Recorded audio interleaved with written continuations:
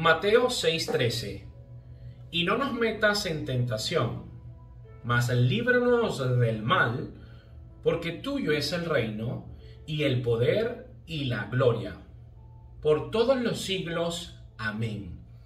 Lo primero que se nos viene a la mente después de leer este versículo, si somos estudiantes de la Escritura, es que conseguimos una aparente contradicción con lo que dice Santiago 1:13. Cuando alguno es tentado, no diga que es tentado de parte de Dios, porque Dios no puede ser tentado por el mal, ni Él tienta a nadie. Por una parte, Santiago dice, Dios no tienta a nadie, y por otra parte, Cristo le dice al Padre, no nos metas en tentación. Para conseguir la armonía en estos dos versículos, porque las Sagradas Escrituras no contienen contradicciones, tenemos que indagar a las raíces griegas. No nos metas en tentación. La palabra que se utiliza en el original griego es peirazo, que también se traduce como prueba. Otro ejemplo de esta misma palabra la conseguimos en Mateo 4:1, cuando dice que el Espíritu llevó a Jesús al desierto para ser tentado o para ser probado. Entonces es apropiado que nosotros oremos de esta forma: no nos metas en pruebas que no podamos vencer con tu ayuda. Podríamos utilizar el no nos metas en tentación de la siguiente forma: Señor, cuando estemos en la prueba, acompáñame tú, fortaléceme tú. Esta es la intención primordial de Cristo. Con esta declaración estamos revelando con humildad nuestra debilidad, dispuestos también a asumir nuestra responsabilidad en nuestras caídas. ¿Por qué? Porque es muy común que el ser humano justifique sus caídas morales y llegamos muchas veces al punto loco de adjudicarle nuestras caídas a la soberanía de Dios. Y esto viene desde Adán. Todos compartimos esta tendencia de buscar culpables afuera en vez de evaluar nuestras acciones y encontrar nuestra porción, nuestra cuota de culpabilidad y de responsabilidad con las cosas que nos está pasando. El primer hombre de la tierra comete un error, transgrede la ley, desobedece al Padre. El Padre conversa, ¿qué dice? La mujer que tú me diste. Él no asume su culpa, sino que de una vez le echa la culpa a Eva, o más bien le dice, bueno, es culpa tuya porque tú me diste a una mujer defectuosa de fábrica que me indujo al pecado. Eva repite esta tendencia, este patrón, y dice, es que la serpiente me engañó. Tampoco asume su error, y de esta misma forma lo haces tú, lo haces yo. Somos especialistas en conseguir justificaciones en vez de encontrar nuestra cuota de participación en el proceso que estamos pasando. Voy a colocar algunos ejemplos. Me voy del país, emprendo algún negocio, tomo alguna decisión y en ninguna de estas acciones involucro a Dios. No lo tomo en cuenta, no lo hago partícipe, no establezco una oración, y cuando no funciona lo que intenté construir y experimento el sabor amargo del fracaso, soy capaz de decir, bueno, si esta fue la voluntad de Dios, si Dios así lo quiso. Cometemos errores garrafales de adjudicarle nuestra incompetencia, nuestra irresponsabilidad a la voluntad de Dios. En primer lugar, reconoce tu responsabilidad, reconoce tu culpabilidad, y después de esto habita en un espacio de arrepentimiento, que dejes lo que estás haciendo mal y te regreses al camino, y de esta forma sí empiezas a entrar en la voluntad de Dios. Muchas veces decimos, no, es que Dios me tentó. Ya sabemos que Dios no tienta a nadie y que encontramos en Santiago 1:14 la siguiente revelación. Cada uno es tentado cuando es llevado y seducido por su propia pasión. Vamos a abreviar lo más que se pueda una historia. Una jovencita de 15 años. Madre, abuela, hermanos, mi hija estudie. Mi hija, le compramos esto. Concéntrese en la universidad. Usted puede salir adelante. Me he sudado para comprarle estos cuadernos, para comprarle y pagarle este curso. No escucha, pero viene el motorizado que ni siquiera sabe dónde está parado, la seduce y ella decide escuchar más al que está afuera que al que está dentro. Con el pasar del tiempo comete el error de un acto sexual, la niña con 15 años queda embarazada, el niño que viene en su vientre tiene un problema porque viene con leucemia, porque ella no estaba bien alimentada, ni tampoco el esposo, o no el esposo, el arrejunte, trayendo como consecuencia la falla de este pequeño, que ella ni siquiera sabe cómo pagarle una vacuna.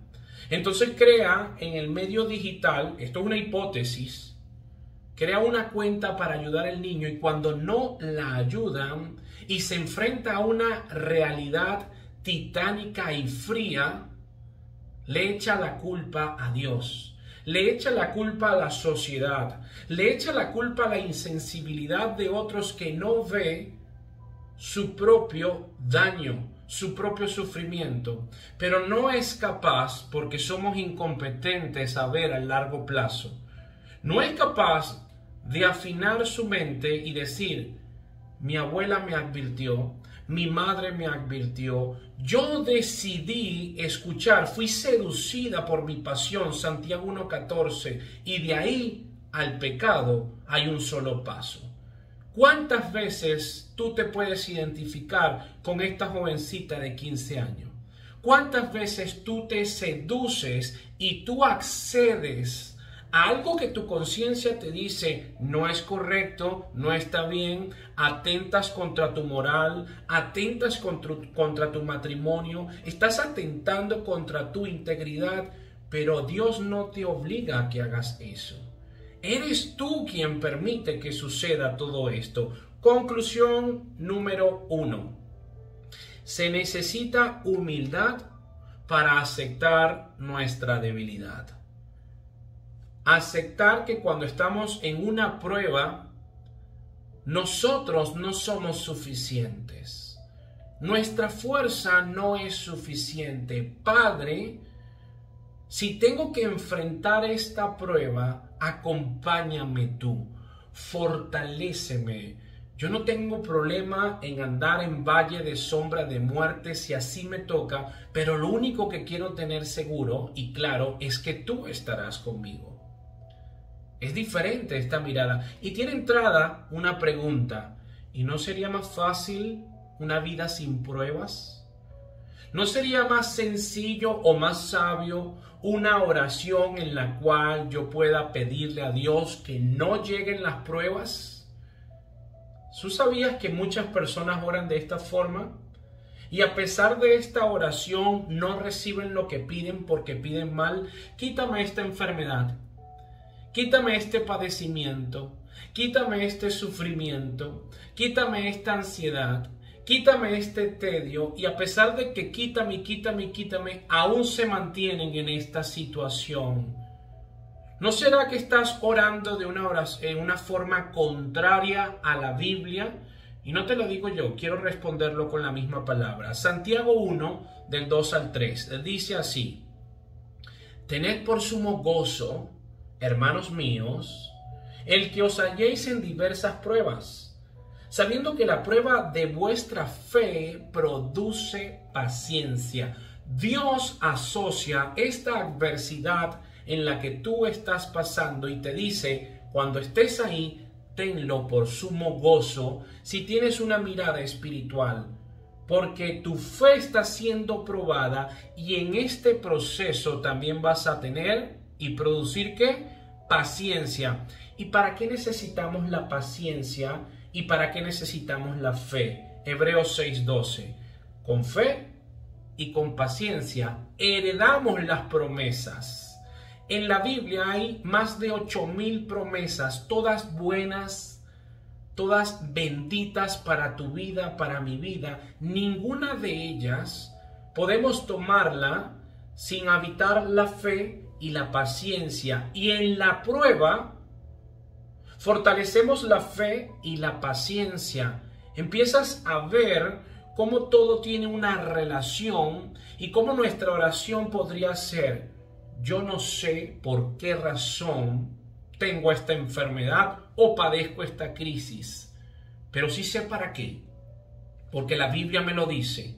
Y voy a gozarme y voy a decirle: Dios, fortalece mi espíritu. Señor, fortalece mi alma para que cuando dure y el tiempo que tenga que durar, yo pueda convertirme en un soldado tuyo, pueda tener callo espiritual y fortalecer mi carácter y crecer en humildad, en discernimiento, en iluminación, en sensibilidad para otros. Ahora, por otra parte dice: líbranos del mal. Líbranos del mal.